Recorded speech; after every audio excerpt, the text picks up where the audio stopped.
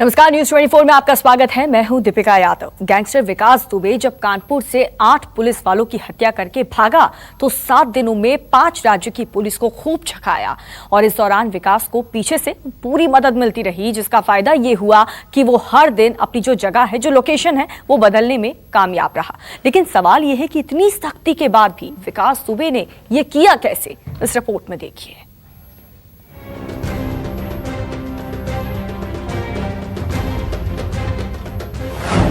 कितने राज्यों में विकास दुबे के मददगार?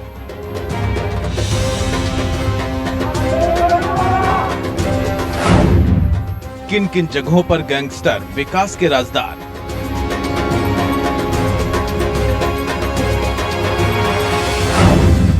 गैंगस्टर विकास को कहां-कहां मिली मदद?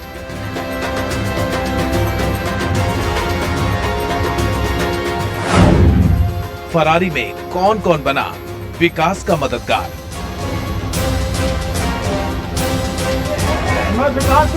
कानपुर के बिकरू गांव में 8 पुलिस वालों की हत्या के बाद से विकास दुबे जब फरार हुआ तो हर कदम पर उसे मदद मिलने लगी और इसी मदद की बदौलत वो कानपुर से फरीदाबाद, दिल्ली होते हुए मध्य प्रदेश के उज्जैन तक पहुंच गया और फिर उज्जैन के महाकाल मंदिर से पुलिस की गिरफ्त में पहुंचा। ऐसे खुला रखा हुआ था।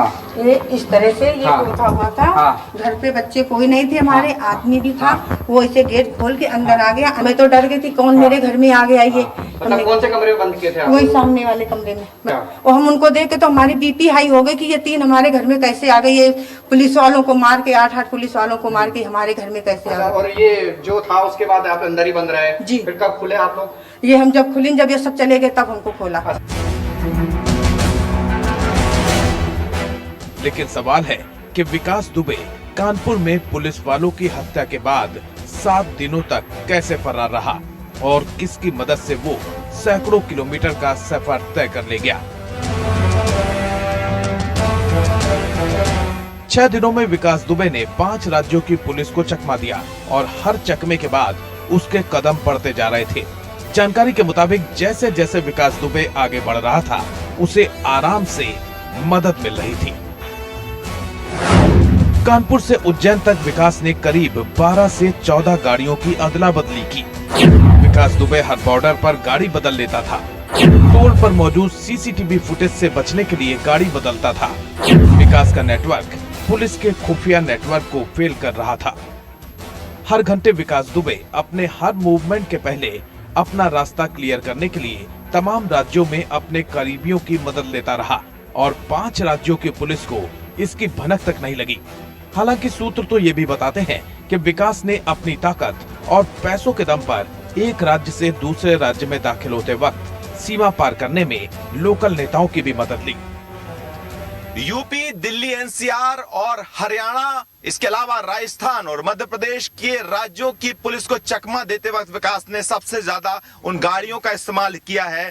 करीब 12 से 14 गाड़ियों की इस तरह से अदला बदली करते हुए विकास उस वक्त अदला बदली करता था जिस वक्त उसको यकीन था कि बॉर्डर से पार करते वक्त टोल आएगा और टोल पर उसके सीसीटीवी फुटेज में वो कहीं पहचान अपनी छुपाना चाहता था। इसलिए इस तरह गाड़ियों की अदला बदली करके टोल से आगे का रास्ता वो तय करता था। इसमें उसकी कहीं ना कहीं उसकी मदद करने वाले इन 5 राज्यों के बॉर्डर इलाके में कुछ लोग थे जो उसकी लगातार उसकी मदद कर रहे थे। विकास दुबे के ठिकाना बदलने का तरीका ऐसा था कि पुलिस को इसकी भनक तक नहीं लगी। जानकारी के मुताबिक भागने के दौरान विकास दुबे दिल्ली एनसीआर में भी रुका। करीबियों की मदद से 2 दिनों तक रुका रहा। विकास 1 दिन के लिए राजस्थान में भी रुका। 1 दिन के लिए झालावाड़ के आसपास रुका रहा। उसके अगले दिन विकास दुबे राजस्थान से एमपी पहुंच गया। विकास दुबे ने उज्जैन में भी एक रात बिताई। ये पूरी टाइमलाइन पुलिस को मालूम तो है, लेकिन विकास दुबे कहां और किसके साथ साथ रुका, अभी तक इस बारे में किसी के पास कोई जानकारी नहीं है। 2 से लेकर 9 जुलाई यानी 7 दिन विकास दुबे कानपुर से लेकर उज्जैन तक अपने ठिकाने बदलता रहा। इस दौरान खबर है कि विकास दुबे दिल्ली एनसीआर में 2 दिन और राजस्थान के झालावाड़ के आसपास 1 दिन और 1 दिन उज्जैन में रुका। लेकिन बड़ी बात यह कि विकास दुबे के पास वापसी का कोई बैकअप प्लान ही नहीं था।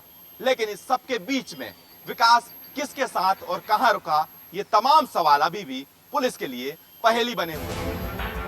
खबर तो ये भी है कि गैंगस्टर विकास दुबे ने उज्जैन से वापसी का कोई बैकअप प्लान ही तैयार नहीं किया, लेकिन ये भी सच है कि उज्जैन में विकास दुबे अकेला नहीं था। उज्जैन में विकास दुबे के साथ 2 से 3 लोग थे। विकास के सहयोगी लगातार उसके मूवमेंट पर नजर बनाए हुए थे। विकास को यकीन था कि वो एनकाउंटर से बच जाएगा। जानकारी तो यहाँ तक है कि गैंगस्टर विकास दुबे वकील से भी संपर्क में था। वो चाहता था कि किसी तरह से वकील से राय मशविरा करके सरेंडर कर दे, लेकिन विकास की गिरफ्तारी की कहानी दूसरी निकली।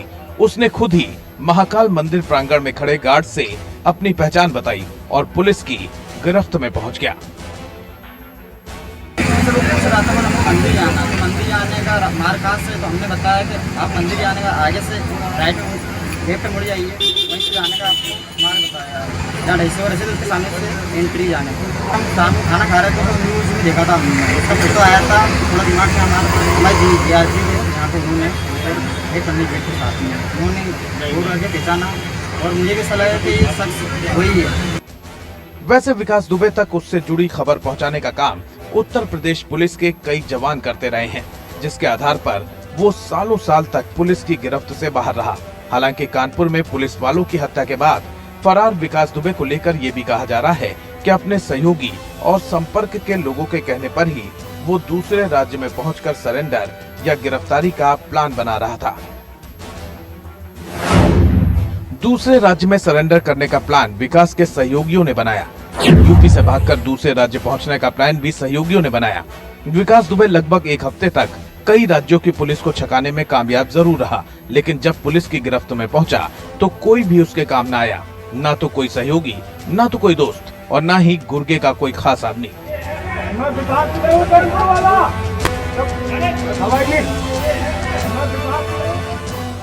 आखिर में विकास दुबे को यूपी एसटीएफ ने उज्जैन से कानपुर लाते वक्त एक एनकाउंटर में मार गिराया और इसी के साथ कई सवाल और कई राज हमेशा के लिए खत्म हो गए।